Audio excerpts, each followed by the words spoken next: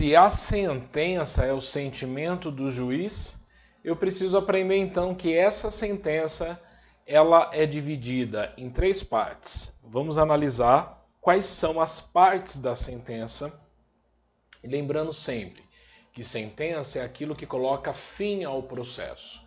Se eu estou colocando fim ao processo, logo, sentença é aquilo que coloca fim ao litígio que foi posto em juízo para que o juiz pudesse decidir. Tá bom? Então vem comigo, vamos trabalhar. Olha só. São elementos essenciais da sentença. O relatório, que conterá os nomes das partes, a identificação do caso com a suma do pedido, contestação, o registro das principais ocorrências havidas no andamento do processo. Fundamento, em que o juiz analisa as questões de fato e de direito, e o dispositivo, em que o juiz resolverá as questões principais que as partes lhe submeterem. Então eu preciso ter em mente o seguinte: o que são elementos essenciais da sentença? São 3 partes. A sentença ela tem um relatório, a sentença ela tem fundamento e a sentença tem o que nós chamamos de dispositivo, tá? Então tem fundamento, relatório, o relatório, fundamento e dispositivo. Relatório, faça um resumo de tudo o que aconteceu dentro do processo. O que é o pedido, o que é a contestação, quais são as principais ocorrências do processo. No fundamento, o juiz vai dar o porquê que ele decidiu daquela forma, como que ele analisou as questões de fato e como que ele analisou as questões de direito. Esta é a ideia central quando você fala do relatório e quando você fala do fundamento, tá bom? E o dispositivo? O dispositivo é o resumo da decisão do juiz. Inclusive, quando você aprende sobre atos processuais, em atos processuais você vê que o terceiro juridicamente interessado é aquele que pode ter acesso ao dispositivo da sentença. Então, o que é o dispositivo da sentença? O dispositivo da sentença é o resumo da sentença em que foi dada e que foi confiada a você, tá bom? Que foi decidido para você enquanto parte, quero dizer. Esses são os elementos essenciais da sentença estabelecidos no artigo 489. Logo em seguida, eu tenho que entender que o Código de Processo Civil tomou um cuidado para dizer o seguinte: olha, eu sei que o juiz ele tem muitos processos. Eu sei que o juiz ele tem várias situações que ele deve decidir. Mas essa decisão dele, que ele tem que decidir, não pode ser um Ctrl-C, Ctrl-V. Então, toda vez que ele decidir, ele não pode pegar uma súmula, uma OJ, e dizer assim, olha, eu decido conforme a súmula tal, eu decido conforme a orientação. Não, ele não é um robô, não é uma máquina, né? Ele tem que me dar as razões do fundamento, as razões da decisão dele.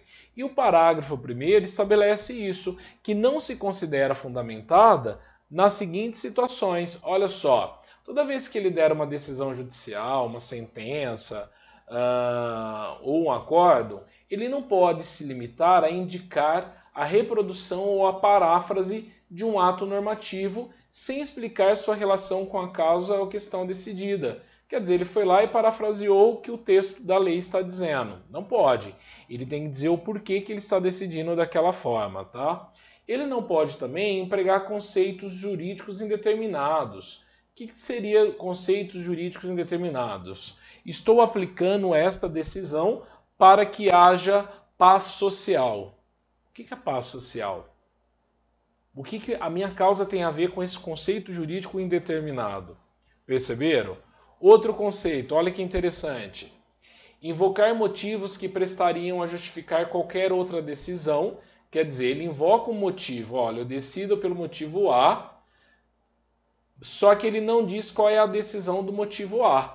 Então ele invocou motivos que se prestariam a justificar qualquer outra decisão. Ele não enfrentou os argumentos deduzidos no processo, né?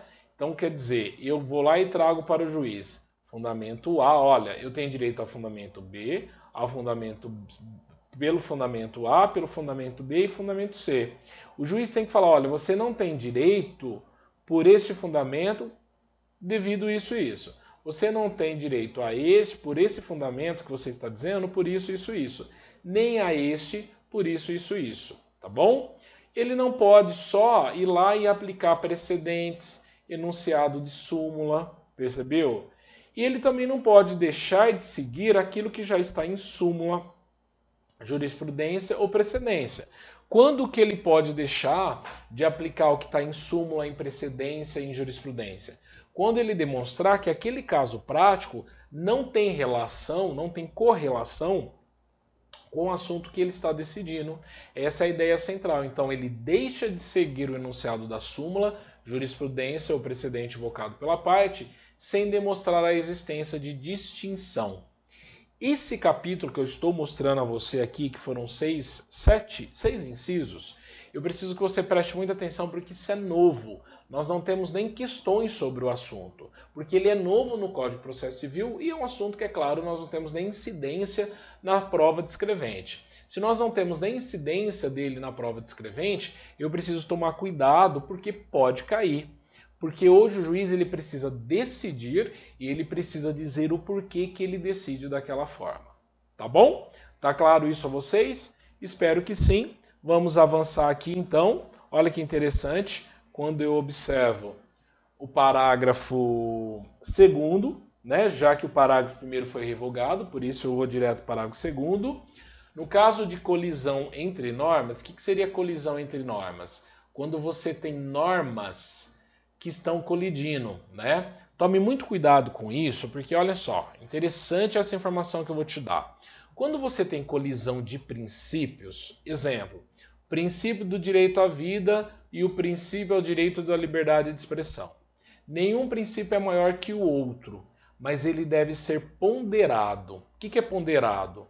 Os dois devem prevalecer ao mesmo tempo, talvez um em grau um pouquinho prevalecer aqui, outro prevalecer num grau menor, mas tem que ser ponderados os interesses.